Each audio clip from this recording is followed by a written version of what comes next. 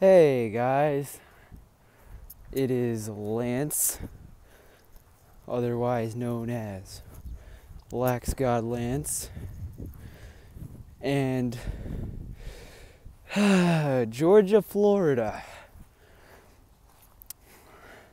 Always a sort of nervous time for Georgia fans.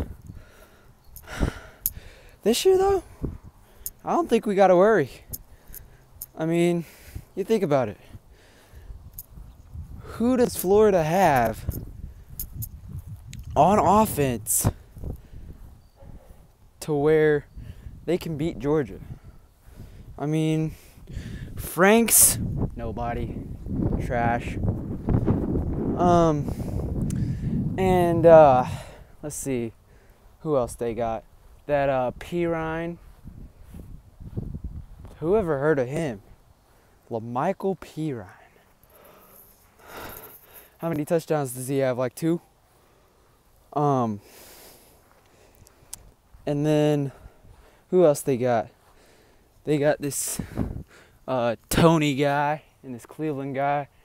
And I know what you're gonna say. Oh, Tyree Cleveland caught a Hail Mary against Tennessee.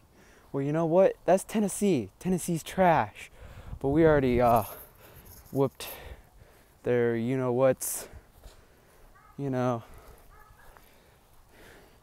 little pieces of garbage. So, yeah, this week's not about Tennessee. This week is about Florida. And Florida has nobody on offense. Their offensive line is terrible. Their kicker is terrible. Missed an extra point against LSU. They got beat 17-16.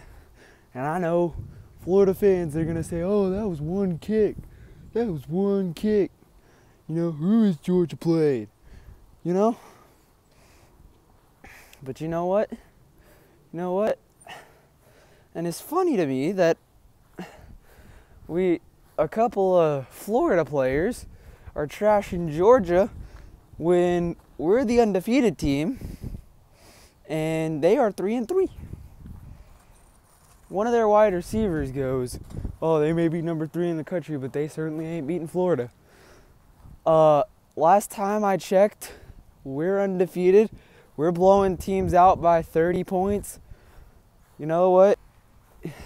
You're losing to a crappy LSU team and a crappy Texas A&M team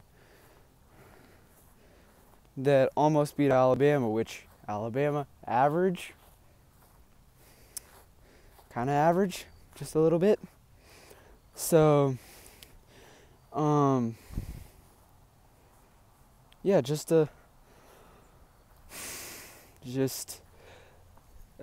should be an easy game for Georgia. But these rivalry games, they're a little bit tricky. I think Florida could end up scoring on Georgia. It might be with our 4th or 5th string defense in the ball game.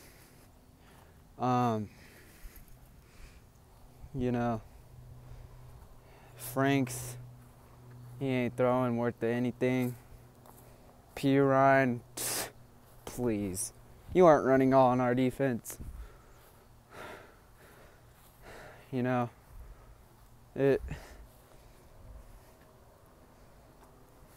It's funny. Florida thinks they actually have a chance in this game. But yet, who is the 14-point favorite?